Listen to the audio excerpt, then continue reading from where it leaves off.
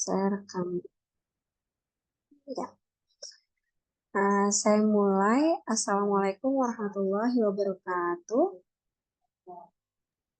Waalaikumsalam warahmatullahi wabarakatuh. Warahmatullahi wabarakatuh. Selamat siang, Mbak dan Mas semuanya. Apa kabar? Baik, Bu. Ya, baik, Bu. Nah, ini kalian lagi pada ngapain sebelum perkuliahan ini dimulai? Game. Ngerjain tugas, Bu. Aduh, Masya Allah ya. Mbak Apriliana ini udah mulai ngebut ya, udah mulai ngerjain tugas ya. Baik. Seminar di mana? Seminar apa itu ya? Masya Allah. Baik, hebat sekali. Semoga yang sedang menimba ilmu, sedang melakukan pengembangan diri, itu bisa mendapatkan ilmu yang bermanfaat. Anda juga semakin bisa gitu ya, semakin mampu untuk melakukan sesuatu sesuai dengan skill yang diharapkan gitu. Bagi yang lain yang masih menikmati harinya juga tidak apa-apa, selamat menikmati hari Anda. Karena memang ada saatnya Anda perlu refresh dulu, saatnya refresh gitu ya. Saatnya belajar gitu. Ini sebelumnya saya mohon maaf karena pertemuan ini dilaksanakan di hari Selasa di mana Anda sedang berlibur ya, sedang tidak ada perkuliahan. Tapi karena ini juga hasil dari permintaan Anda, jadi mari kita laksanakan dengan suka hati gitu ya. Nah, baik Mbak dan Mas, ini totalnya ada 50 orang. Nah, sekarang 51, alhamdulillah. Artinya semuanya hadir ya di perkuliahan ini. Iya, Bu. Harusnya. Kelas ini hebat sekali, luar biasa. Baik, terima kasih atas kehadiran yang lengkap. Nah, Mbak dan Mas, pada pertemuan ini saya akan menyampaikan materi mengenai sejarah dan kedudukan bahasa Indonesia. Nah, ini saya izin share screen dulu ya.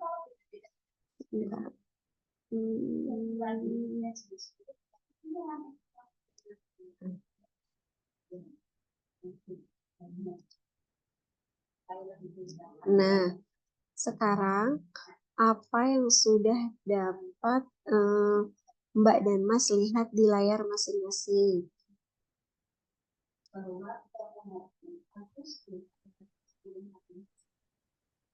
Apa yang Mbak dan Mas dapat lihat di Sejarah dan kedudukan bahasa Indonesia. Iya, betul. Itu yang akan kita bahas pada pertemuan kali ini. Selanjutnya, sebentar. Nah, di akhir pembelajaran ini, Mbak dan Mas atau mahasiswa diharapkan untuk mampu memahami sejarah, kedudukan, dan fungsi bahasa Indonesia. Ini tujuan akhirnya ya. Nah, saya mulai dari sini dulu. Kita akan berbicara banyak tentang bahasa Indonesia. Tapi sebelum itu, bahasa itu apa ya? Nah, silakan yang sudah tahu atau sambil mengakses materi belajar atau sumber belajar yang lain, kira-kira bahasa itu apa ya? Silakan acungkan tangan, nama lengkap, dan nanti Anda ada apresiasi berupa poin untuk Anda. Silakan. Ya, Mbak Apriliana Rati, silakan. Nanti habis itu ada Mbak Maulinda ya. Mbak Apriliana. Ya, silakan. Izin perkenalkan diri. Perkenalkan, nama saya Apriliana Rati. Izin menjawab, apa itu bahasa? Bahasa merupakan suatu ungkapan yang mengandung maksud untuk menyampaikan sesuatu kepada orang lain. Baik, terima kasih. Ini berarti untuk menyampaikan pesan gitu ya kepada orang lain gitu ya. Iya, Bu, menyampaikan Ya, terima kasih Mbak Apriliana. Kemudian tadi ada yang ngacung lagi Mbak Maulinda, kalau nggak salah ya Mbak Maulinda, silakan. Izin menjawab, Bu. Menurut saya bahasa itu merupakan alat komunikasi sosial untuk sebagai sarana berkomunikasi. Baik, terima kasih. Ada Mbak Maulinda dan Apriliana Rati. Mohon bantuannya Mbak siapa tadi namanya? Yang sekretaris itu Mbak siapa? Raina. Yang bantu saya mencatat poin. Raina. Aina. Oh ya Mbak Raina, Iya.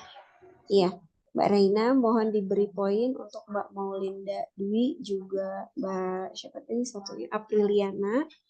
Masing-masing 2 ya Mbak ya. Ya. Ya, terima kasih Mbak Raina. Sama-sama. Nah, dari 2 rekan kita itu ada kata kunci penting gitu ya. Bahasa itu sebagai alat komunikasi. Nah, tapi pertanyaan saya gini. Emang bahasa itu hanya untuk alat komunikasi ya? Jika Anda berpikir, Anda menggunakan bahasa nggak? Nah, silakan. Akan menyampaikan gagasannya. Jika Anda berpikir, apakah Anda menggunakan bahasa? Nah, kalau begitu bahasa itu apa? Izin menjawab, Bu. Nama saya Rehan Kartikosasi. Oh ya, monggo Mas Rehan. Bahasa itu digunakan sebagai alat komunikasi dan bahasa sendiri itu udah disepakati oleh perwakilan masing-masing negara mungkin. Jadi intinya bahasa itu adalah kayak gaya bicara yang digunakan yang telah disepakati gitu untuk berkomunikasi. Wih, betul sekali, hebat. Ya, betul Mas Rehan. Ini kata kunci kedua yang disumbangkan oleh Mas Rehan ada bahasa itu harus disepakati gitu ya oleh kelompok masyarakat tertentu, begitu kurang lebih ya Mas Rehan ya? Iya, Bu. Iya, betul. Jadi tadi kalau saya boleh ingatkan kembali ada fungsi komunikasi. Ada kesepakatan oleh komunitas tertentu. Kemudian apalagi ya? Silakan. Esensinya belum terjawab nih, tapi kita udah mendapatkan 2 kata kunci. Silakan acungkan tangan, siapa lagi? Ya, Mas Rizky, silakan. Silakan, Muhammad Rizky Ananda, ya. Mohon izin menjawab, Bu. Perkenalkan, nama saya Muhammad Rizky Ananda. Selain digunakan sebagai alat komunikasi, bahasa juga dijadikan sebagai identitas. Jadi mengenalkan kita dari daerah mana. Seperti kita menggunakan bahasa Jawa ya, berarti kita sebagai orang Jawa begitu, Bu. Iya, betul. Mantap. Berarti tambahan lagi nih kata kuncinya. Sebagai identitas gitu ya. Terima kasih Mas Rizky, betul sekali jawaban Anda. Ada lagi. Ini esensinya belum kena nih, tapi kita udah punya 3 kata kunci penting. Ada lagi? Silakan, masih dibuka. Siapa ya? Apa ada? Iya. Silakan Mbak Dahlia.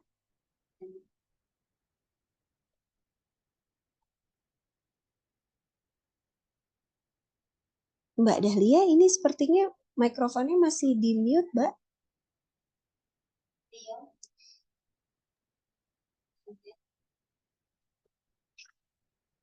Iya.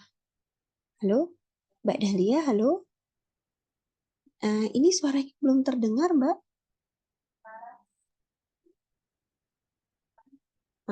Belum ya? Atau di tempat rekan-rekan terdengar tidak? Belum. Enggak. Belum ya?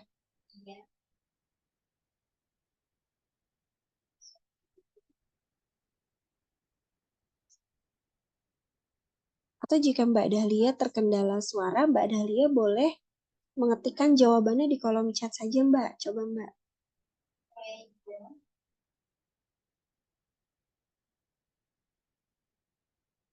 Ya,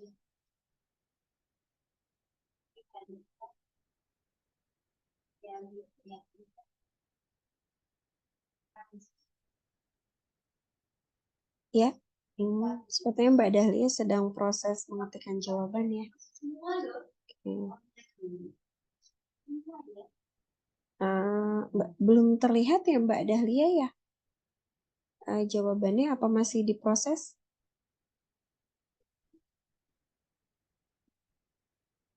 Bahasa dijadikan pengantar resmi lembaga pendidikan. Nah, sip. Ini Mbak Dahlia ini bahkan sudah melampaui kita gitu ya jawabannya. Karena ini nanti sebagai fungsi bahasa gitu ya. Hebat sekali. Ya, tapi ini masih perlu ditambahkan nih Mbak dari pendefinisian bahasa. Baik, terima kasih Mbak Dahlia. Mbak Dahlia juga mendapatkan poin ya. Kepada Mbak Raina, ini Mbak Dahlia dapat 2 poin juga ya. Baik, kalau begitu saya langsung bahas saja ya. Jadi Mbak dan Mas, yang disebut dengan bahasa itu pada dasarnya dia adalah sistem lambang bunyi.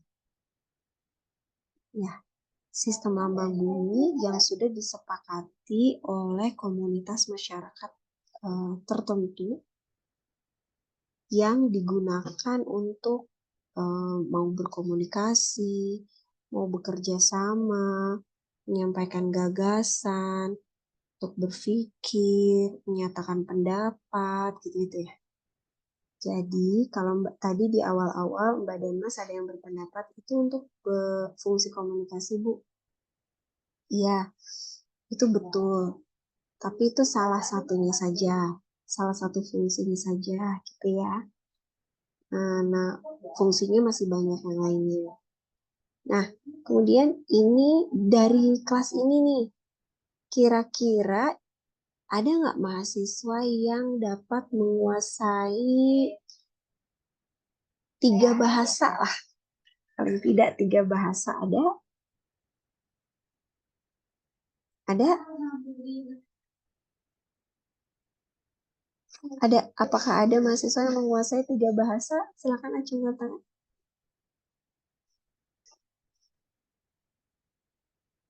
Tidak ada, kalau begitu 2 lah, 2 bahasa. Ya, Mas Rehan kembali, silakan Mas Rehan. Bahasa Jawa, Indonesia, sama Banjar, Bu. Wih, Banjar tuh bahasa apa, Mas? Itu dari Kalimantan. Oh, Masya Allah. Berarti Mas Rehan bisa 2 bahasa daerah? Iya. Wow, ada keluarga dari Banjar, Mas? Dulu saya lahir besarnya di sana, terus SMP pindah ke Jogja gitu, Bu. Oh, pantesan. Oke, oke, oke. Luar biasa. Kalau bahasa asing ada, Mas? Bisa? Bahasa Inggris belum bisa meyakinkan diri untuk berkata bisa. Masih belajar, Bu. Woi, tapi itu luar biasa ya. Berarti sudah 3 bahasa dan 2 bahasa daerah pula. Hebat, hebat, hebat. Itu bakat itu dipertahankan, Mas Rehan. Terima kasih. Nih, Mas Rehan dapat tambahan poin 1 nih. 1 poin. Ada lagi 3 bahasa. Ini mungkin Mbak Dahlia dan Mas Rehan dapat menurunkan tangannya dulu sebentar mungkin ya. Karena ini masih mengacungkan tangan. Ya, Mbak Akila, berapa bahasa ini Mbak Akila? 3, apa saja Mbak? Indonesia, bahasa Jawa, sama bahasa Wow, Jawa Sunda bisa? ya dikit-dikit lumayan. Oh gitu, dulu besar di daerah Sunda memang? Yang saya tinggal di Bekasi, terus pindah Oh iya, ya. Bekasi itu agak-agak perbatasan juga soalnya. Iya, Tapi Betawinya berarti bisa Mbak? bisa Oh berarti Jawa, Betawi, Sunda, agak Indonesia, 4 sama Mbak. bahasa Indonesia. Iya, kalau bahasa Betawi itu Iya. lumayan ya. Mm-mm. Tapi itu diidentifikasi sebagai bahasa ya, bahasa Betawi memang. Oh, iya. Iya, wah luar biasa sekali Mbak Akila. Itu bakat yang unik gitu ya Mbak. Ini 4 bahasa. Selamat. Terima kasih Mbak Akila. Baik, ya. Tadi itu kenapa sih kok saya nanya-nanyain gitu kan? Emang hubungannya apa Bu? Saya nanyain bahasa Anda yang Anda menguasai berapa bahasa.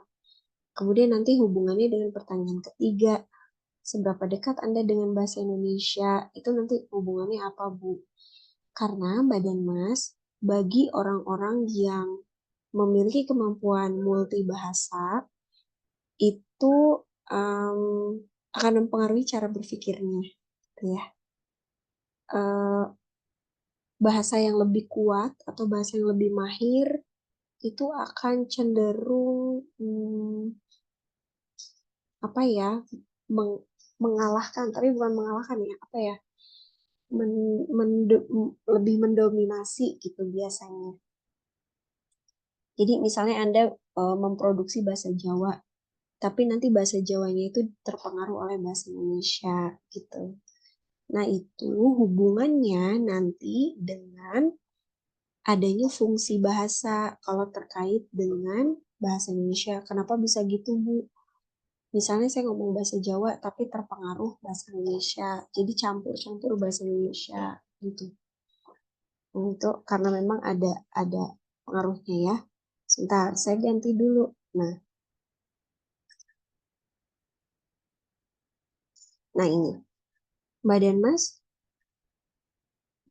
tahu nggak ini tuh apa sih? Sumpah Pemuda. Ini Shoni, suara Shoni. Oh, Mbak Maulinda Dwi. Betul. Sumpah Pemuda. Saya punya satu pertanyaan. Sumpah Pemuda itu kan 3 ya. Isinya tuh 3 poin kan. Bertumpah darah 1, berbangsa 1, berbahasa 1. Pertanyaan saya, Mbak dan Mas, apakah ada yang sudah mengetahui mengapa poin ketiga ini poinnya itu adalah berbahasa 1? Kenapa? Kenapa tidak berbaju adat 1 gitu diganti aja? Atau kenapa tidak menggunakan tari-tarian aja? Kenapa tidak menggunakan rumah adat aja? Tapi yang dipilih itu bahasa dari yang berbeda-beda itu kemudian disatukan. Ada yang ingin memberikan pendapatnya? Silakan aja tangan. Ya, Mbak Raina sendiri silakan. Nanti setelah Mbak Perkenalkan, Raina, nama Mas saya Dimas. Raina Dewi Ya, Mbak. Aldianti. Izin bertanya, Bu. Ini bukan menjawab ya? Mbak Raina, nggak apa-apa kok ditutup. Kan Indonesia memiliki banyak bahasa kan. Untuk pemersatu itu kita membutuhkan bahasa Indonesia itu. Ya, kemudian. Mbak Raina, kenapa Mbak? Salah ngomong, Bu. Lah. Ini Mbak Raina akan bertanya atau menjawab ini? Menjawab, Bu. Tadi salah ngomong, maaf. Oh, nggak apa-apa. Jadi jawabannya kira-kira kenapa Mbak? Kok yang diangkat itu malah bahasa? Sehingga muncul bahasa persatuan. Kenapa tidak tari-tarian saja? Kenapa tidak rumah adat saja? Kenapa tidak baju adat saja? Gitu. Atau bentuk kebudayaan yang lain? Kenapa ya Mbak? Karena Indonesia kan punya banyak bahasa kan, Bu. Bahasa daerah gitu. Jadi kita tuh butuh bahasa buat pemersatu dari bahasa-bahasa yang banyak itu. Nah, lahirlah bahasa Indonesia. Menurut saya gitu, Bu. Ya baik. Baik, terima kasih Mbak Raina Dewi. Silakan memberikan apresiasi poin untuk Anda sendiri. Ya, Baik, selanjutnya ini ada yang mau berkontribusi lagi. Mas Azrul, silakan Mas Azrul. Baik, terima kasih. Perkenalkan, nama saya Azrul Ananda. Iya. Menurut saya, mengapa poin ketiga dari Sumpah Pemuda bahasa, karena menurut saya bahasa adalah sebuah kesatuan dan alat komunikasi yang efektif bagi orang untuk berkomunikasi dan sebagai kesetaraan untuk agar menghindari mendominasi ras tertentu. Itu, Bu. Terima kasih. Menghindari mendominasi ya. Oke, baik. Terima kasih Mas Azrul. Silakan Mbak Raina, tolong tuliskan poin juga untuk Mas Azrul. 2 poin juga. Ya, selanjutnya Mbak Akila. Bagaimana Mbak Akila pendapatnya? Untuk menegaskan bahwa bahasa Indonesia merupakan bahasa persatuan yang menjadi identitas negara. Ya, seperti itu, Ibu. Oke. Kalau baju enggak ya? Baju enggak ya? Baju adat gitu enggak ya? Menurut saya kalau baju belum ini, Bu. Gitu. Baik, tidak apa-apa. Terima kasih Mbak Akila. 1 orang lagi. Ada ingin menyampaikan gagasannya? Ya, Mbak Domas Zahwa, silakan. Izin menjawab, Bu. Jadi Ya. di Indonesia itu berbagai banyak pulau yang memiliki bahasa daerah berbeda-beda, sehingga bahasa Indonesia dijadikan alat komunikasi antar suku agar lebih mudah, gitu, Bu. Sip. Mempermudah. Ini poinnya udah mulai nyerempet. Terima kasih Mbak Domas. Betul sekali jawaban Anda. Apalagi Anda sudah menambahkan 1 kata kunci, itu karena bahasa itu kan untuk berkomunikasi ya Bu. Gitu. Jadi ya perlu ada pemersatu. Begitu ya kurang lebih ya Mbak Domas ya. Ya, baik. Nah, betul sekali Mbak Reina, bisa ditambahkan poinnya ke Mbak Domas juga 2 poin. Betul Mbak Domas. Jadi gini.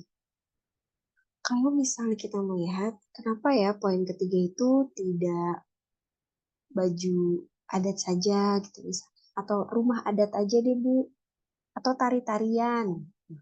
Kenapa yang dipilih harus bahasa? Ini karena tadi betul yang dikatakan Mbak Domas, bahasa itu punya kepentingan untuk kita membutuhkan bahasa itu untuk berkomunikasi. Dan komunikasi itu rentan mengakibatkan salah paham. Ya, kalau baju adat, rumah adat, tari-tarian, itu kan tidak berbicara gitu ya. Maksudnya tidak bisa memberikan pendapat gitu, tidak bisa. Sehingga lebih aman kalau mereka tetap berbeda. Tapi kalau bahasa, sekiranya tidak ada bahasa persatuan, itu Indonesia nanti mudah terpecah belah. Karena manusianya bisa salah paham nanti antar satu suku dengan suku yang lain. Begitu kalau dilihat dari faktor sejarahnya. Itu ya. Sehingga lahirlah bahasa Indonesia. Nah, ini gambaran detailnya. Tadi Sumpah Pemuda itu kan dinyatakan tanggal 28 Oktober 1928. Karena itu bulan Oktober disebut bulan apa? Bulan bahasa. Betul sekali, Jauza. Karena itu bulan Oktober disebut bulan bahasa. Nah, ini awalnya bahasa Indonesia itu dari bahasa Melayu, serumpun dengan Malaysia. Tapi kemudian kita berkembang, jadilah kita bahasa Indonesia yang sangat berbeda dengan bahasa Melayu saat ini, gitu ya. Nah, pertanyaannya, kenapa Bu yang dipilih kok bahasa Melayu ya? Kira-kira alasannya apa ya gitu? Kenapa nggak bahasa Jawa aja sih Bu? Gitu. Kenapa nggak bahasa yang lain aja? Silakan, ada yang bisa memprediksi? Silakan acungan tangan lagi.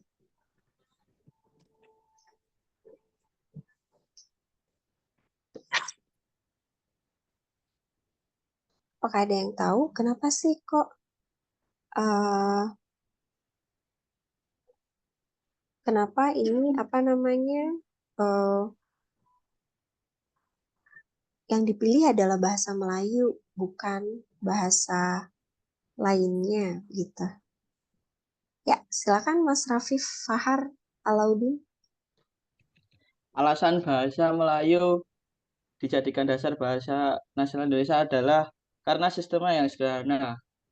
Bahasa Melayu mudah dipahami karena bahasanya tidak mempunyai tingkatan seperti kayak bahasa Jawa. Sip, Terima betul kasih. sekali. Ya, hebat. Nah, betul sekali jawaban Anda, Mas Rafif. Terima kasih. Itu poin yang penting, karena kalau di bahasa Jawa, itu kita punya undak-usuk bahasa ya. Dan itu sulit, Mas. Belajarnya sulit. Rumit gitu bahasanya. Tapi kalau bahasa Melayu itu lebih sederhana. Kita mau bicara dengan orang tua kita ya pakainya ragam bahasa itu. Mau bicara dengan anak yang lebih kecil ya pakainya ragam itu. Jadi tidak perlu berganti. Selain itu karena, nah ini poinnya. Kok balik lagi? Sebentar.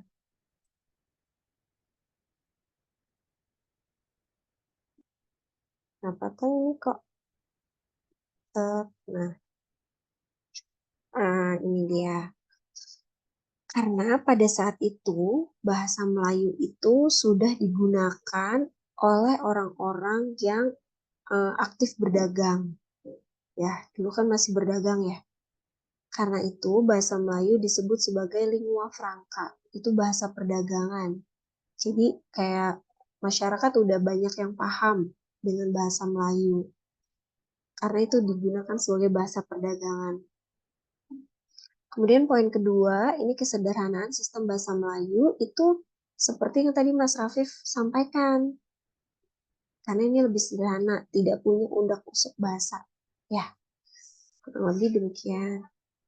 Nah, selanjutnya, tapi ketika bahasa Melayu dipilih menjadi bahasa Indonesia, ini juga berkaitan dengan adanya kerelaan dari berbagai suku di Indonesia untuk menerima ya udah deh bahasa Melayu aja yang jadi bahasa nasional gitu kan. Sehingga terjadilah Sumpah Pemuda yang tanggal 28 Oktober itu. Selanjutnya ini juga ada kesanggupan bahasa Melayu untuk dipakai sebagai bahasa kebudayaan. Karena ini berkaitan dengan yang tadi ya, yang lingua franca tadi. Nah, sekarang kita berlanjut pada kedudukan bahasa Indonesia. Ini kira-kira bab berapa dan pasal berapa dan bunyinya apa. Ini kalau Anda masih awam sekali, saya lanjut dulu aja. Untuk yang kedudukan bahasa Indonesia, itu ada pasal 36. Ya, tentang bahasa negara, yaitu bahasa Indonesia. Adapun kedudukan bahasa Indonesia itu ada dua. Bahasa Indonesia sebagai bahasa nasional dan bahasa Indonesia sebagai bahasa negara. Nah, kira-kira Mbak dan Mas, bedanya apa sih bahasa Indonesia sebagai bahasa nasional dengan bahasa Indonesia sebagai bahasa negara? Ya, silakan. Siapa yang mau berkontribusi lagi? Acungkan tangan dan sebutkan nama lengkapnya.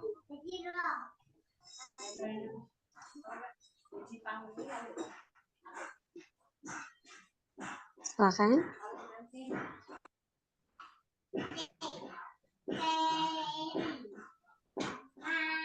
Mbak Nur Amalia, apa akan mencoba menjawab? Oh, bukan nih. Mas Rehan lagi, Mas Rehan. Ada Mas Rehan, ada Mbak. Oh iya, silakan. Ya, saya dulu ya. Perkenalkan nama saya Rehan Katekosasi. Kemudian untuk bahasa Indonesia sebagai bahasa nasional itu sebagai bahasa identitas bangsa itu sendiri. Jadi seperti kayak bahasa Malaysia ya bahasa Melayu gitu. Jadi kayak kalau bahasa Jepang juga bahasa Jepang lah intinya kan. Jadi kayak orang kenalnya ya identitasnya gitu lah sebagai negara tersebut. Kemudian untuk bahasa Indonesia sebagai bahasa negara ya seperti yang dijelaskan sebelumnya itu bahasa persatuan sebagai media komunikasi berbagai daerah gitu. Terima kasih. Ya, terima kasih Mas Rehan. Oh, ini berarti ada 2 Rehan ya? Ada. Iya, Bu. Oh iya betul. Mbak Dewi, Mbak siapa tadi Mbak Dewi yang mencatat hati-hati ini ada 2 Rehan ini berbahaya. Mohon nama belakangnya dicantumkan Ya, Bu. agar tidak tertukar Mbak Dewi. Ya, eh, ini tadi secara bahasa nasional ini sudah betul apa yang dikatakan oleh Mas Rehan. Saya manggilnya apa Mas Rehan? Kortikosari apa tadi? Kartikosasi. Saya manggilnya apa? Dua-duanya dipanggil Rehan. Bebas saja, Bu. Saya juga bingung. Saya bingung. Oh, ya sudahlah Mas Rehan lagi aja ya. Betul. Nah, sekarang tinggal dilengkapi nih yang bahasa Indonesia sebagai bahasa negara.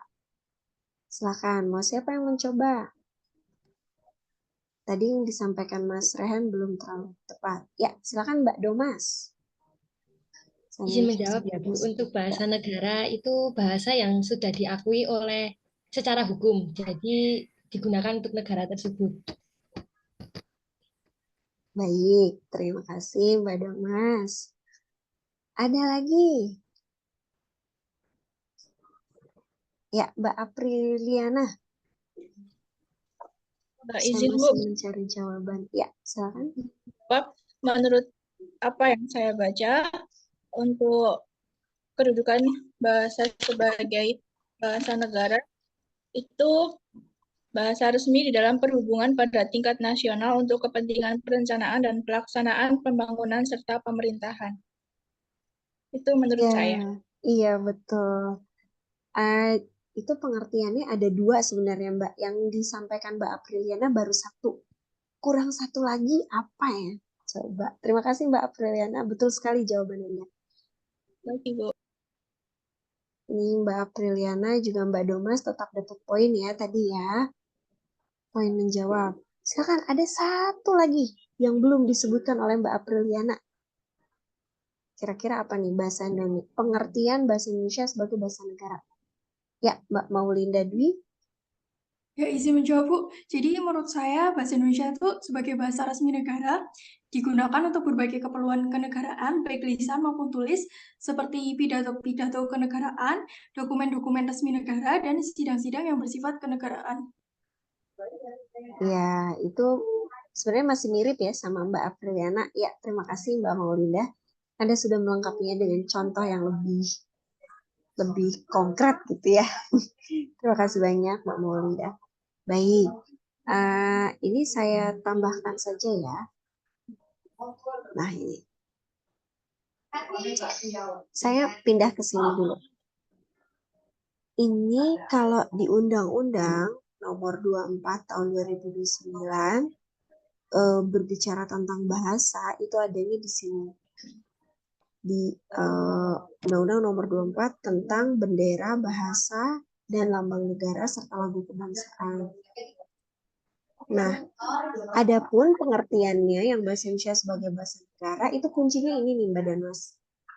Dipakai sebagai bahasa resmi pemerintahan. Ya, tadi contohnya seperti yang Mbak Maulinda katakan.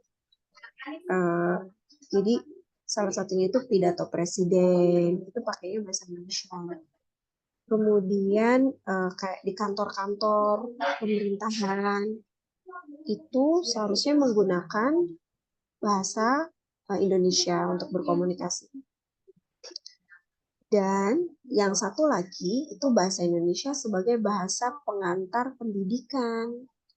Karena itu Anda di sekolah, walaupun di luar pelajaran bahasa Indonesia, Anda tetap dihimbau untuk berkomunikasi menggunakan bahasa Indonesia.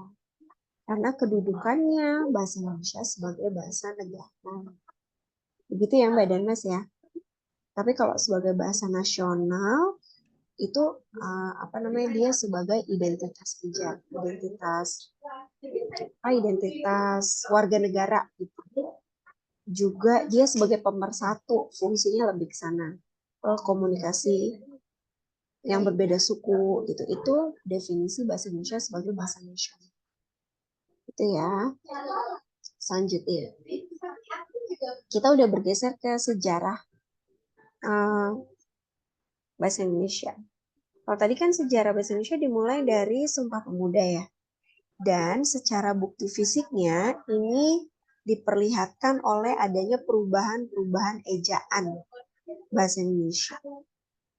Nah, sebelum saya masuk ke perubahan-perubahan ejaan itu, ini ada definisi ejaan. Silakan Anda baca dulu dengan saksama. Ejaan adalah seperangkat aturan tentang cara menuliskan bahasa dengan huruf, kata, dan tanda baca sebagai sarananya. Gitu ya. Pertanyaan saya, ini kan seperangkat aturan tentang menuliskan bahasa ya. Pertanyaannya gini, jadi Mbak dan Mas, ketika Anda berbicara, apakah Anda membutuhkan ejaan? Nah, silakan acungkan tangan. Kenapa itu?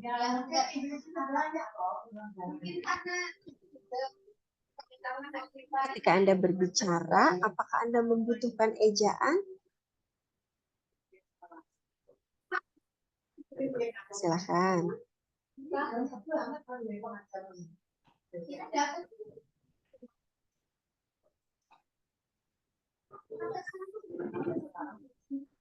Apa ada yang ingin? Ya, silakan Mbak Jauza. Menurut saya ejaan sangat penting untuk digunakan dalam komunikasi karena jika ejaan tidak digunakan dapat mengganggu komunikasi, Bu. Komunikasi bentuk lisan apa tulisan? Bentuk lisan dan tulisan. Lisan. Ya. Kalau tulisan kan memang menggunakan ejaan nih ya Mbak Jauza ya, kalau dari definisi ini. Nah, bagaimana dengan yang bentuk lisan? Apakah kita membutuhkan ejaan? Menurut saya iya, Bu. Gitu Misalnya, ya kalau ngomong nggak pakai titik juga orangnya bingung nanti memahami kita berbicara apa. Baik. Menurut pengetahuan saya, Ibu. Iya, terima kasih. Ya, terima kasih Mbak Jauza. Ada lagi yang ingin menyampaikan pendapatnya selain Mbak Jauza?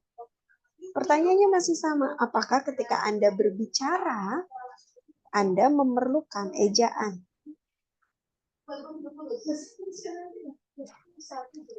Menurut ya, ini suara siapa ini? Dahlia.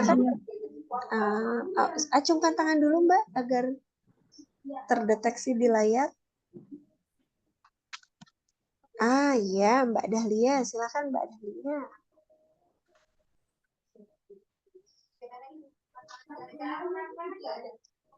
Suaranya jadi nggak ada lagi Mbak. Ada sekarang ada. Menurut saya ejaan di suatu komunikasi atau saat berbicara itu sangat penting, apalagi dalam situasi formal seperti sedang presentasi di depan audiens, terus rapat. Itu membutuhkan ejaan karena menunjukkan bahwa kita itu sedang berbicara serius atau tidaknya, biar tidak terjadi kesalahpahaman komunikasi. Baik. Terima kasih sekali Mbak Dahlia sudah turut berkontribusi juga. Baik, saya jawab ya. Mbak dan Mas, sayangnya ketika Anda berbicara, Anda tidak memerlukan ejaan. Tahu nggak kenapa? Karena Mbak dan Mas, ejaan itu dia tuh seperangkat aturan ya, yang hanya berkaitan dengan huruf, kata, dan tanda baca. Jadi Anda dapat membayangkan begini. Ini mohon maaf, di ruangan saya agak berisik gitu. Jadi Mbak dan Mas, ini kalau ejaan itu misalnya ada cetak miring, lalu Anda berkata gini,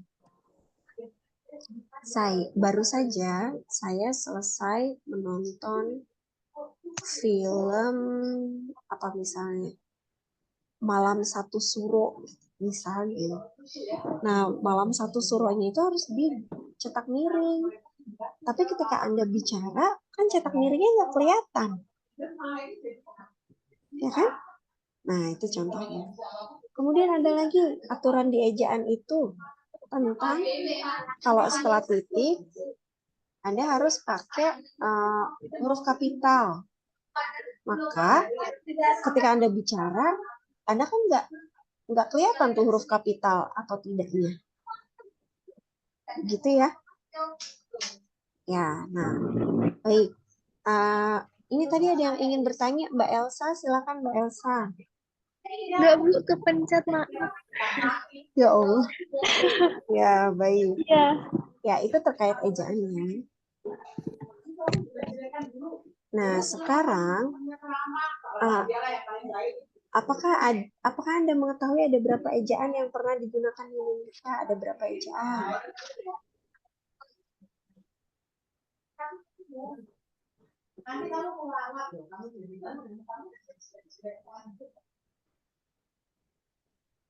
Ada yang tahu?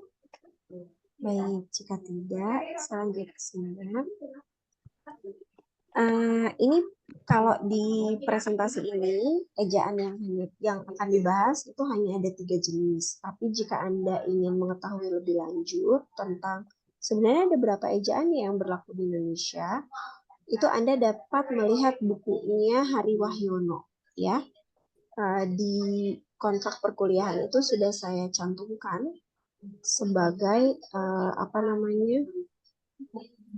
salah satu referensi gitu ya. Jadi ini adalah ejaan Van Ophusen. Dia berlaku sejak bahasa Indonesia lahir. Dia ini masih warisan dari bahasa Melayu yang menjadi dasar bahasa Indonesia. Nanti ada contoh-contohnya.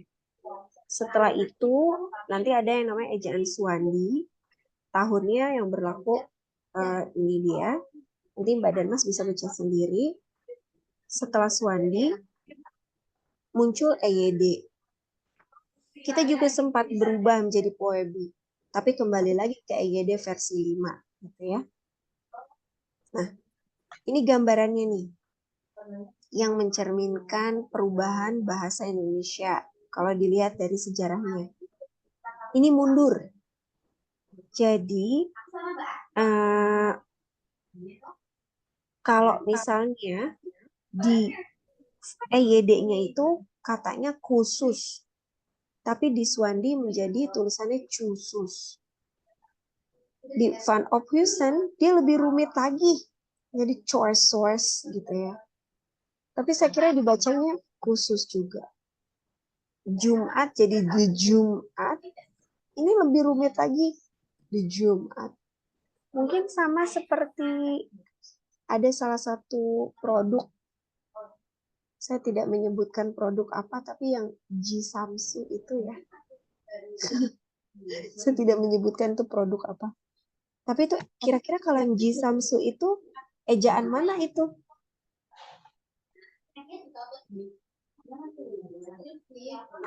Jisamsu itu ejaan mana tuh? EYD apa Suwandi apa Van Ophusen? Van Ophusen. Iya betul Mas Rafif. Jadi artinya produk itu ada sudah lama sekali ya. Produk tua itu ya, lama sekali. Karena ejaannya aja masih ejaan zaman segitu gitu. Ya, itu gambarannya. Kemudian selanjutnya ini peresmian EYD dan Kamus Bahasa Indonesia. Oh, dan Kongres Bahasa Indonesia, sorry. Nah, ini ada tanggal-tanggalnya, ini perjalanan sejarahnya. Saya tidak membahas ini lebih jauh. Ini silakan jadi bahan bacaan Anda saja. Dan tibalah kita di penugasan terakhir. Nah, Badan Mas, ini sebagai bentuk untuk melihat hasil pembelajaran Anda diminta untuk mencari 10 bentuk ejaan Van Ophusen, Suwandi, dan EYD. Nanti dituliskannya seperti tabel yang seperti ini. Jadi versi Ophusen-nya apa, kemudian berubah jadi Suwandi itu gimana, kalau ketika jadi EYD itu bagaimana, gitu ya. Silakan cari 10 saja. Jadi 10, 10, 10 gitu kan perubahannya ya. Nah, tugas ini akan kita diskusikan bersama saat kita jumpa di kelas pekan depan. Sehingga nanti nilainya bisa langsung keluar dan bisa langsung selesai gitu ya. Begitu Mbak dan Mas, dan ini mohon tidak diketik, ditulis tangan saja karena saya tahu ini Anda tingkat kesulitannya tidak begitu rumit gitu ya. Jadi ditulis tangan saja. Begitu, sampai di sini penyampaian materi dari saya. Ada yang ingin disampaikan dari Mbak dan Mas semuanya?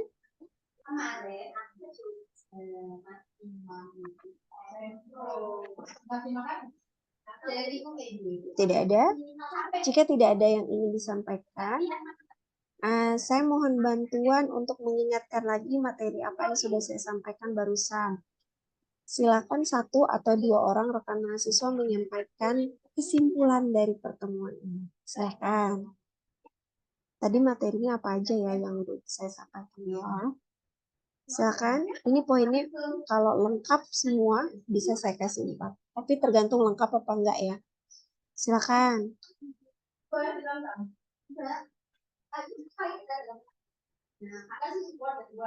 Ini saya stop sharing dulu ya. Saya matiin dulu deh salin dia.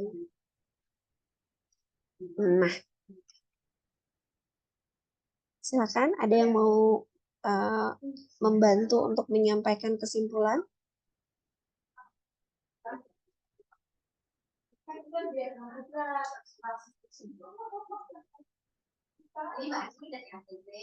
Nah, jika tidak ada, saya tunjuk aja ya. Saya mau minta bantuannya Dimas Arif Saputra. Mbak Elsa Arvinia, sebentar ya Mbak Elsa. Ini Dimas Arif Saputra dulu. Mas Dimas, silakan bantu untuk menyampaikan kesimpulan Mas Dimas.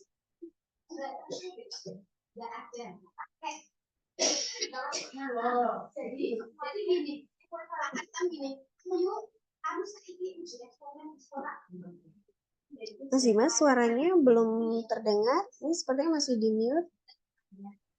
Maaf Bu. Iya, belum. silakan. Untuk materi ini kesimpulannya adalah untuk ejaan diharuskan agar tidak menimbulkan seperti kesalahpahaman dan bicara yang baik. Dan untuk EYD itu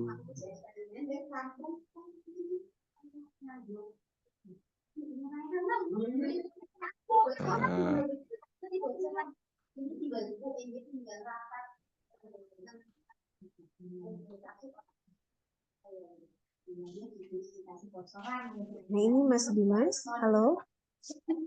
Oh ya, maaf Bu. Ini menghilang Mas Dimas, mana ini? Kenapa tidak dapat melihat Anda? Oh, ini berpindah layar. Silakan Mas Dimas. Mic-nya rusak Bu.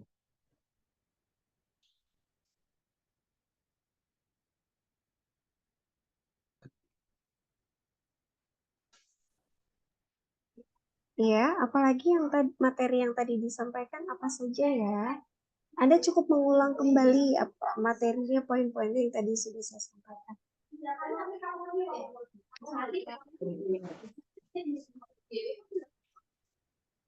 Untuk materinya ada bahasa, kapan lahirnya, juga Coba diceritakan saja, Mas, bagaimana? ada bahasa Indonesia dinyatakan seperti lahir tanggal 28 Oktober 1928. Juga disebut sebagai bulan bahasa yang awalnya dari bahasa Melayu. Terus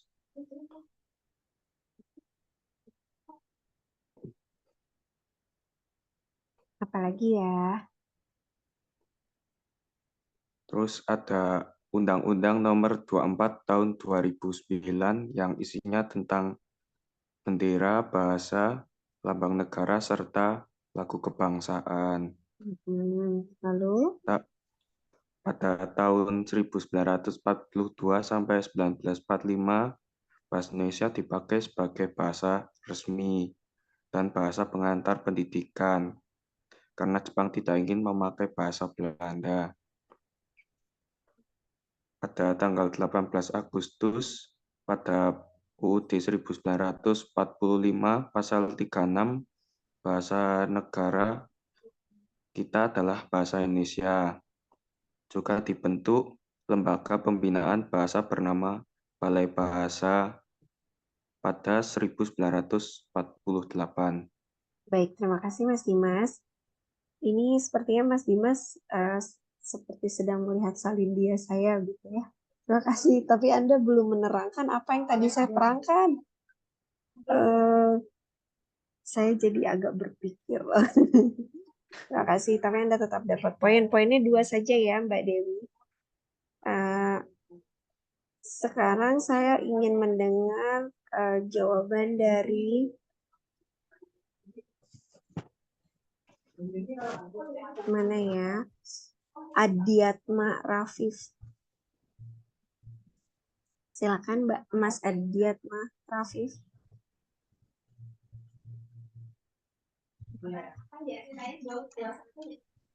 Tadi saya sudah menerangkan apa saja ya Mas Rafif ya. Izin menjawab Bu, saya Adiatma Rafif Pangestu. Kesimpulannya yaitu sejarah bahasa Indonesia yang mencakup lahirnya bahasa Indonesia sejak tanggal 28 Oktober 1928 yang sebelumnya dengan bahasa Melayu. Setelah itu, pengertian bahasa Indonesia sebagai bahasa nasional dan bahasa negara. Kemudian dan yang terakhir yaitu 3 ejaan yang mencakup ejaan Van Ophuijsen, ejaan Suwandi, dan EYD. Ya, baik. Terima kasih Mas Adiatma Rafif. Terima kasih. 3 poin untuk Mas Adiatma Rafif. Baik, saya langsung saja ya. Jadi apa yang sudah kita pelajari tadi di awal, tolak ukurnya kan Anda mampu menjelaskan nantinya, menjelaskan sejarah, fungsi, dan kedudukan bahasa Indonesia. Jadi kita tadi sudah memulainya dengan definisi bahasa, kemudian fungsinya untuk apa saja, kemudian ada kedudukan bahasa Indonesia, yaitu sebagai bahasa Indonesia sebagai bahasa nasional dan bahasa Indonesia sebagai bahasa negara, ya kan? Kemudian terkait dengan sejarah bahasa Indonesia, betul kelahirannya itu ditandai dari peristiwa Sumpah Pemuda, kemudian perkembangannya itu ditandai dengan adanya perubahan ejaan-ejaan. 3 diantaranya itu ejaan Van Ophuijsen, Suwandi, dan EYD. Gitu ya. Kurang lebih demikian, Mbak dan Mas. Apa ada yang ingin disampaikan lagi? Tidak ada? Baik, jika tidak ada, Mbak dan Mas, pekan depan kita akan belajar tentang EYD. EYD 5 ya. EYD itu mencakup apa saja? Nanti cara-caranya bagaimana. Kita akan membahas tentang itu. Demikian, jika tidak ada yang ingin disampaikan dulu nggak? Nggak ada? Atau ada? Baik, jika tidak ada lagi yang ingin disampaikan, Mbak dan Mas, terima kasih banyak Anda sudah dapat hadir pada perkuliahan di siang hari ini. Saya takjub sekali karena walaupun kita berkuliah secara daring, semua mahasiswa dapat hadir. Terima kasih banyak. Dan sekiranya itu yang dapat saya sampaikan pada kesempatan kali ini. Kurang lebihnya saya mohon maaf. Saya akhiri. Wabillahi taufiq wal hidayah. Wassalamualaikum warahmatullahi wabarakatuh. Waalaikumsalam. Mbak dan Mas, mari kita berfoto bersama dulu. Silakan on-kan kameranya. Sebentar ya. Ini ada 3 halaman, jadi kita akan berfoto paling tidak 3 kali ya. Mari kita berfoto dulu. Ini halaman pertama. 1, 2, 3. Ya, sebentar saya simpan dulu ya. Sebentar.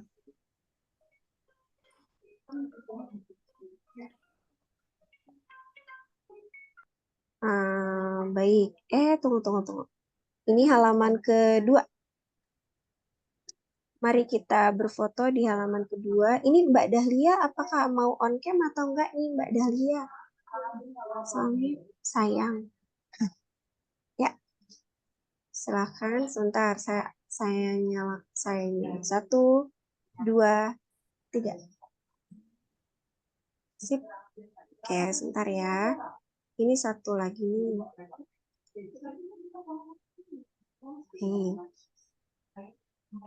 Ini lembar ke halaman ketiga.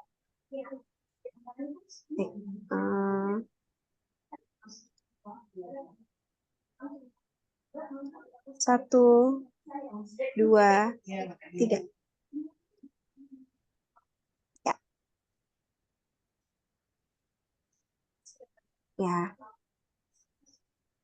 Ya, Mbak dan Mas, terima kasih ya sudah bergabung pada perkuliahan di siang hari ini. Sekali lagi saya akhiri. Wabillahi taufiq wal hidayah. Wassalamualaikum warahmatullahi wabarakatuh. Waalaikumsalam warahmatullahi wabarakatuh. Warahmatullahi wabarakatuh.